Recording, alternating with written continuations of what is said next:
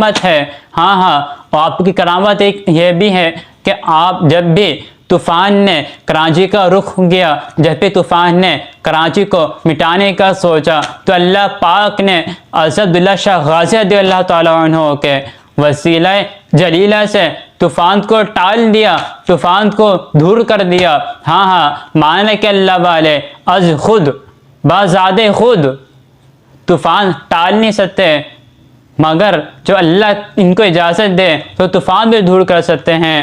قرآن پاک کے اندر ہے کہ عیسیٰ علیہ السلام نے فرمایا وَأُبْرِئُ الْأَكْمَحَ وَالْأَبْرَصَ وَأُحْيِي الْمَوْتَى بِإِذْنِ اللَّهِ، کہ میں مادہ ذات اندھوں کو بینائی عطا کرتا ہوں، اور میں برس والوں کو شفا عطا کرتا ہوں، اور میں مردوں کو زندہ کرتا ہوں اللہ پاک کے حکم سے۔